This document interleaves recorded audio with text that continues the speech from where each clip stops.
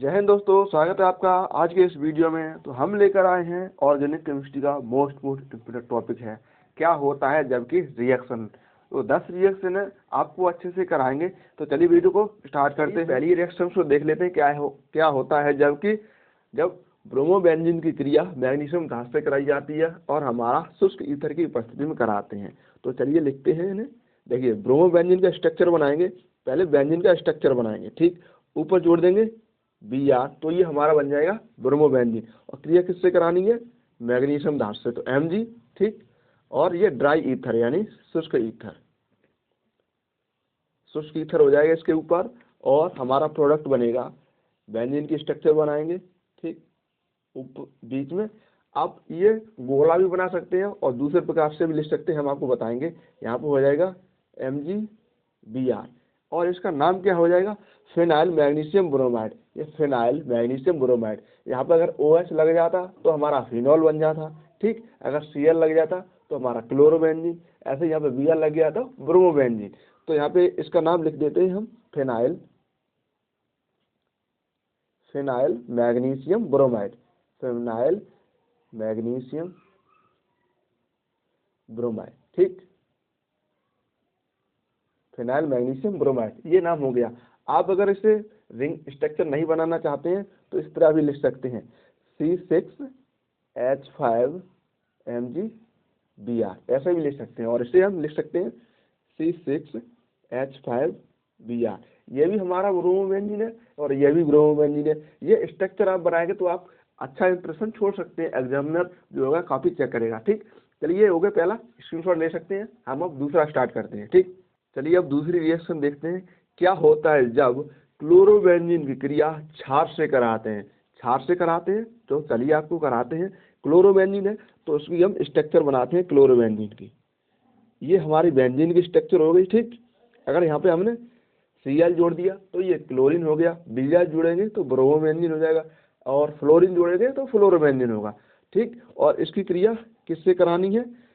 और क्षार से करानी है, तो हमारा क्षार हो जाएगा NaOH क्षार हो जाएगा, ठीक। एरो लगाएंगे। और देखिए अब हमारा इसमें जो प्रोडक्ट बनेगा, क्या बनेगा प्रोडक्ट? यहाँ पे बेंजीन की स्ट्रक्चर बनाएंगे, ठीक। तो हमारा जो OH समूह है या हाइड्रोक्साइड इस क्लोरीन को रिप्लेस कर देगा और इसकी जगह पे आ जाएगा। तो हमारा यहाँ पे हो जाएगा OH प्लस Na इधर है, Cl इधर आ जाएगा, तो ये बन जाएगा NaCl, ठीक। यहाँ पे OH लग गया तो ये हमारा फिनॉल बन गया। क्या बन गया? फिनॉल, ठीक।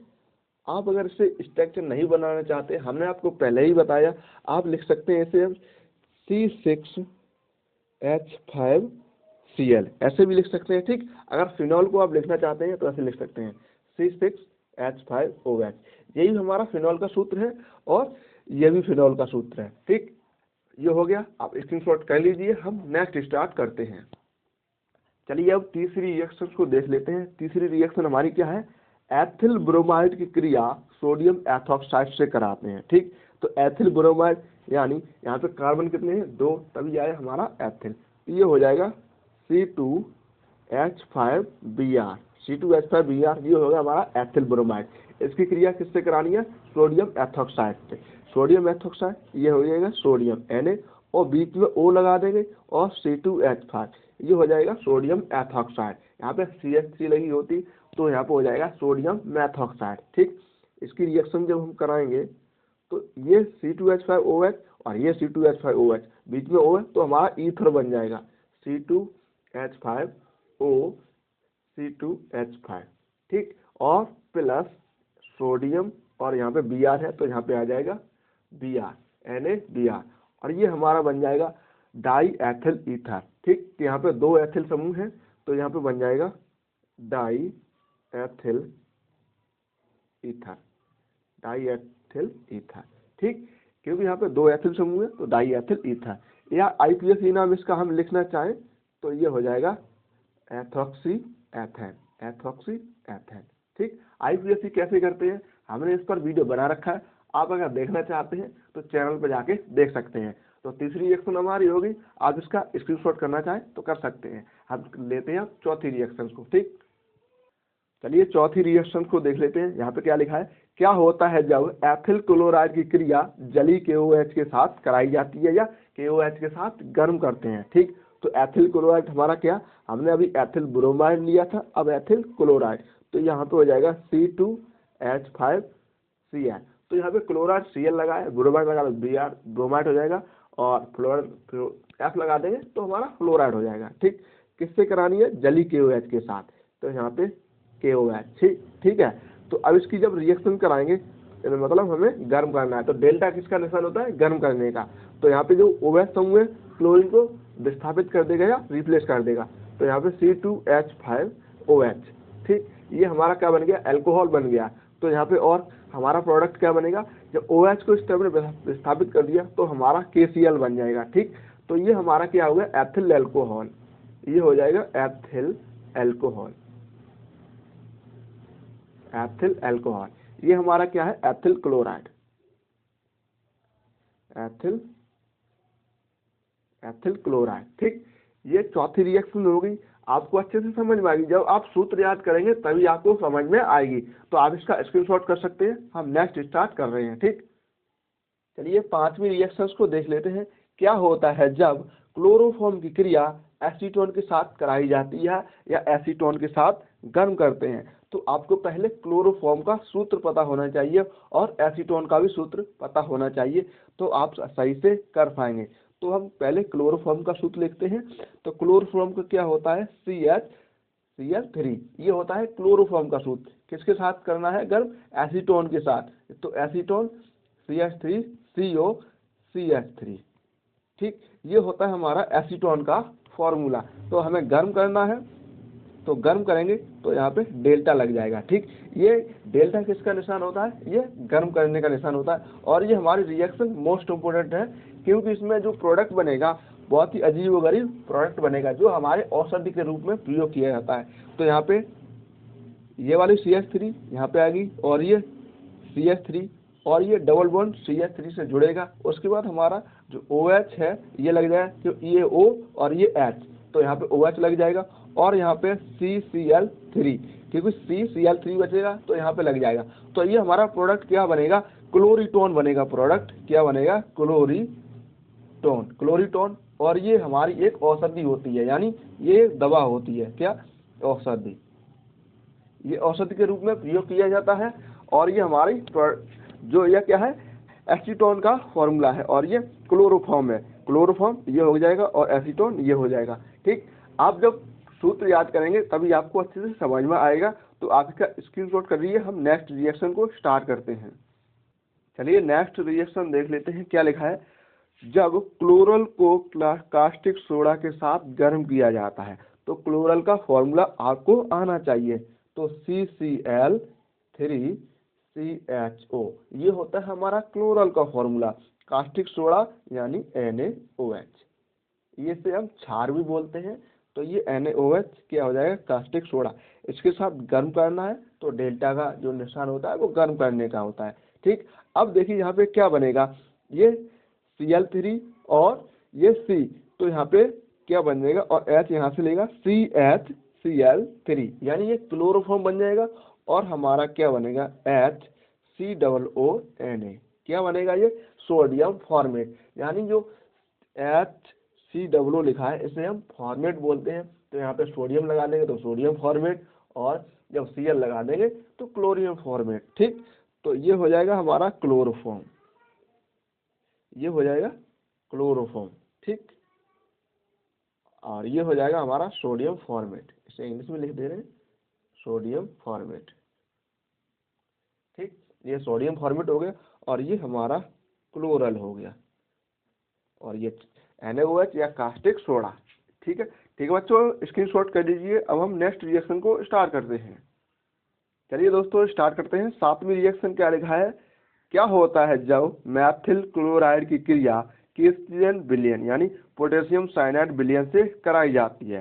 तो यहाँ पे मैथिल आयोडाइड लिखा है, तो यहाँ पे मैथिल आयोडाइड यानी मैथिल समूह CH3, आई लगा देंगे तो आयोडाइड, Br लगा देंगे तो ब्रोमाइड, Cl लगा देंगे तो क्लोराइड। ठीक, ये हो जाएगा मैथिल आयोडाइड। किससे क्रिया करानी है, हमारी KCN से, यानी पोटेशियम साइनाइड से करानी है।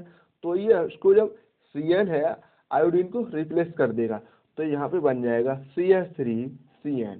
और ठीक, और ये हमारा पोटेशियम है वो हमारे के साथ चला जाएगा, ठीक, ये हो जाएगा पोटेशियम आयोडाइड, ये हो जाएगा मैथिल साइनाइड। जब जो पोटेशियम साइनाइड था तो जब पोटेशियम हट गया तो मैथिल समूह आ गया, तो यहाँ पे हो जाएगा मैथिल साइनाइड, ठीक, मैथिल साइनाइड, मैथिल साइनाइड। और ये हमारे क्या है, मैथिल आयोडाइड, और ये पोटेशियम साइनाइड यानी पोटेशियम साइनाइड का विलयन है, ठीक। तो अब ये भी हो गया, आप इसका स्क्रीनशॉट कर लीजिए। हम नेक्स्ट स्टार्ट करते हैं। चलिए दोस्तों, नेक्स्ट रिएक्शन हमारी 8वीं है। क्या लिखा है, क्या होता है जब एथिल ब्रोमाइड की क्रिया शुष्क ईथर की उपस्थिति में सोडियम से कराते हैं। सोडियम से कराते हैं तो हमारी यहाँ पर एल्केन बनती है, ठीक, एल्केन बनती है। तो पहले हम मैथिल ब्रोमाइड लिखते हैं CH3Br, ठीक। अभी हमने क्या लिखा था, सोडियम मैथिल आयोडाइड, अब यहाँ पे है मैथिल ब्रोमाइड।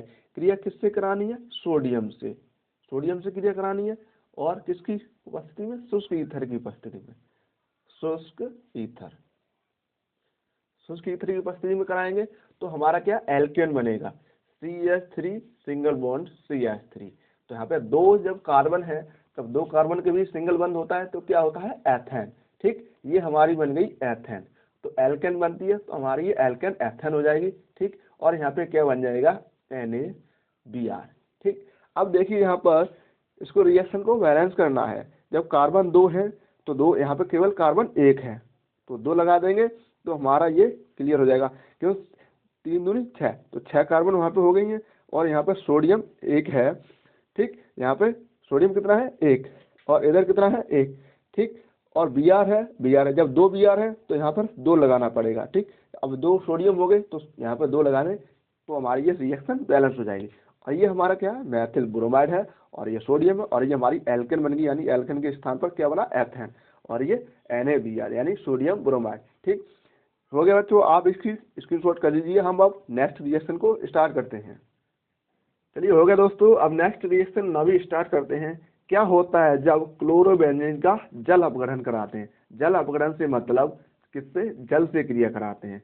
तो देखिए क्या बनता है, क्लोरोबेंजीन यानी Cl लगाना है, तो बेंजीन की स्ट्रक्चर बनाइए और उस पर Cl एक जोड़ दीजिए, ठीक। क्लोरीन की स्ट्रक्चर बन गई, मतलब बेंजीन की स्ट्रक्चर बन गई, और इस पर एक Cl लगा दिया तो हमारा क्या बन गया, ये क्लोरोबेंजीन। इसका जल अपघटन कराना यानी H2O, जल अपघटन कराएंगे। अब देखिए H2 हमारा किस में टूटता है, H+ और OH- में टूटता है। तो जो OH है वो क्लोरीन को रिप्लेस कर देगा यानी विस्थापित बनेगा कर देगा, तो हमारा क्या बनेगा, फिनॉल बनेगा। तो बेंजीन की स्ट्रक्चर बनाइए और ऊपर OH जोड़ दीजिए तो हमारा फिनॉल बन गया, ठीक। तो यहाँ पे एक H बचेगा और ये Cl, तो क्या बन जाएगा, HCl यानी हाइड्रोक्लोरिक अम्ल, ठीक। तो ये हमारा क्या बन गया, ये बन गया हमारा फिनॉल, ठीक। और ये HCl बन गया, और ये हमारा क्या है, क्लोरोबेंजीन, ये है क्लोरोबेंजीन, ये है क्लोरोबेंजीन। और H2O H+ OH आयन में टूटता है। तो ये हो गया हमारा नवा रिएक्शन, आप स्क्रीनशॉट कर सकते हैं। अब जो हम करते हैं लास्ट रिएक्शन जो हमारी 10वीं बची हुई है, तो चलिए आप इसका स्क्रीनशॉट कर लीजिए। चलिए दोस्तों देख लेते हैं 10वीं रिएक्शन जो हमारी आज की लास्ट रिएक्शन है। क्या लिखा है, क्लोरोबेंजीन की क्रिया नाइट्रिक अम्ल से कराते हैं तो क्या बनता है। तो यहाँ पे लिख सकते हैं क्या होता है जब क्लोरोबेंजीन की क्रिया नाइट्रिक अम्ल से कराते हैं। तो नाइट्रिक अम्ल हमारा क्या होता है, HNO3 होता है हमारा नाइट्रिक अम्ल। तो क्लोरोबेंजीन अभी हमने बनाई थी क्लोरोबेंजीन, यानी पहले बेंजीन का स्ट्रक्चर बनाएंगे, ठीक, बेंजीन का स्ट्रक्चर बनाएंगे, बीच में एक वो लगा देंगे और Cl ऊपर लगा देंगे, तो ये हो जाएगी हमारी क्लोरोबेंजीन। क्रिया किससे करानी है, HNO3 के साथ, ठीक। और ये क्रिया होती है हमारी सांद्र H2SO4 में की उपस्थिति में, सांद्र H2SO4 की उपस्थिति में क्रिया होती है, यानी ये उत्प्रेरक होता है। तो अब क्या होगा, यहाँ पर देखिए जो NO3 है ये NO2 में बदलेगा। कैसे, यहाँ पे देखिए ये ऑर्थो पैरा पे जुड़ता है। अब यहाँ पे क्लोरीन है और ये हमारा पहला वाला जुड़ता है ऑर्थो पर, ठीक, और दूसरा जुड़ता है पैरा पर। ये है बेंजीन की स्ट्रक्चर और ये हमारा क्लोरीन और ये यहाँ पर NO2। इसे बोलते हैं ऑर्थो नाइट्रोबेंजीन। अभी इसको समझाता हूँ ऑर्थो कैसे बोलते हैं। Ortho nitrochlorobenzene. Ortho nitrochlorobenzene. अब जो पैरा पर जुड़ा है तो ये हो जाएगा पैरा नाइट्रोक्लोरोबेंजीन। Para nitrochlorobenzene. ठीक। अभी ऑर्थो पैरा क्या होता है आप यहाँ पे समझिए। ऑर्थो पैरा जैसे यहाँ पे ये क्या है, बेंजीन की स्ट्रक्चर है, बेंजीन है। ठीक। ये देखिए ये होता है हमारा पैरा, इसे बोलते हैं पैरा। ठीक। और इसे बोलते हैं डोको ऑर्थो। ठीक। ये होता है ऑर्थो और ये होता है मेटा, इन्हें बोलते हैं मेटा।